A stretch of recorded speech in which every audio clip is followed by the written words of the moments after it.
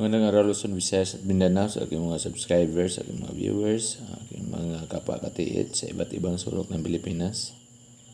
So ngayon mga ka-TH ay ipapakita ko sa inyo o itatampo ko sa inyo itong US Philippines 50 centavos coin mga ka-TH. So ang coin na ito mga ka-TH ay galing sa silver mga ka-TH, na kung saan ang content na silver nito or silver content ay 7,500 mga ka-TH. Ang bigat naman niya ay 10 grams at ito po ay around coin mga ka-TH.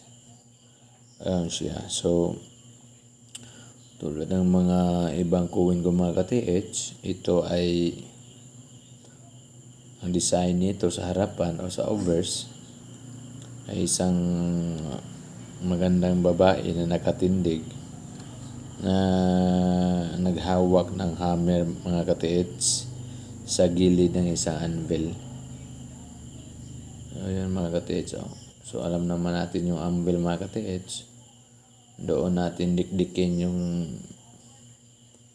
mga bulo, mga kutsilyo, kung ano-ano pa mga metal na pwede nating gawa ng forma mga ka-TH. So doon natin didikdikin mga ka-TH. So sa likuran naman ito mga ka-TH o sa reverse ay makita natin yung eagle na nasa ibabaw ng stars. Pero pasensya mga ka-TH, maliit na lang ang stars na makikita natin. Hindi naman masyado maininag. So mayroong eagle na nakabuka ang pakpak mga ka-TH. At sa ibaba ng eagle mga ka-TH ay mayroong shield stripe na shield mga ka-TH. Ito ang stripe niya. Ito. Stripe ng mga ka-TH. At may tao na 1907. So, ibig sabihin mga ka-TH, sa kasalukuyan, ito ay nagkaedad ng 117? Parang 117 years old na ito mga ka-TH. So, matagal-tagal na rin ito. Kaya nga, yung forma niya ay hindi na masyadong maganda.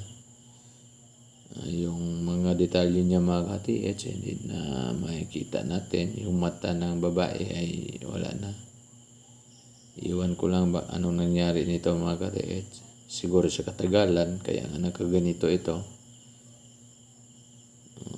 Pero kahit na ganun mga ka-TH ay okay pa rin siya mga ka-TH.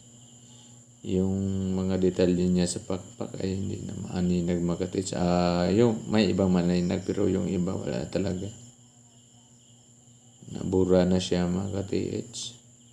Pero yung United sa likuran or reverse, kita pa rin natin yung United States of America mga ka-TH at saka kanyang date kung kailan ito ginawa.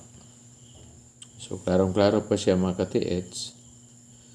Pero talagang malapit na or yung ibang mga detalye mga ka-TH ay nabura na siya mga ka-TH. Pero ganun pa man ay maswerte pa rin ako mga ka-TH kasi nagkaroon ako ng ganito. Matagal ko rin itong hinanap mga ka-TH. Nakuha ko ito or nahanap ko ito noong pandemic mga ka-TH. Nahulog mga ka-TH. Tignan mo na, may. Hulog siya mga ka-TH. So ito na siya. So nakuha ko ito noong pandemic 2020 yata yun. 2020 o 2021. So matagal-tagal ko rin itong hinanap mga ka-TH. Kasi may katagalan na ito 117 years old na ito. Kitang-kita naman sa pagmamaka TH. na talagang matagal na siya dahil yung mga detalye ay nabura na. So, bakit ko ba ipinakita ito sa inyo mga ka-TH? Dahil gusto ko lang na malaman ninyo na kahit sa katagalan nito ay mayroon pa rin nakahawak nito. At isa ako doon mga ka-TH. Isa ako sa nakahawak nito. Kasi hindi naman lahat ng tao na nagkaroon ng ganito mga ka-TH. Ang lalo na ito na 1907. Matagal na. 117 years old na. So, hindi na siya masyadong maganda mga ka-TH. Yung kanyang grove sa gilid ng kuwin ay hindi na masyadong maninag. Pero mayroon pa rin yung iba, pero yung iba ay pabura na mga ka-TH.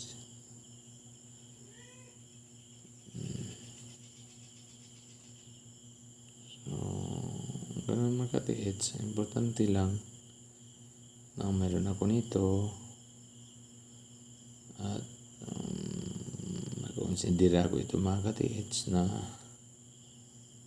isa treasure dahil nga ito ay matagal na, antique na ito, vintage na ito mga ka-TH. At hindi lahat ng tao, yung sinabi ko kanina na hindi lahat ng tao na mayroon ito.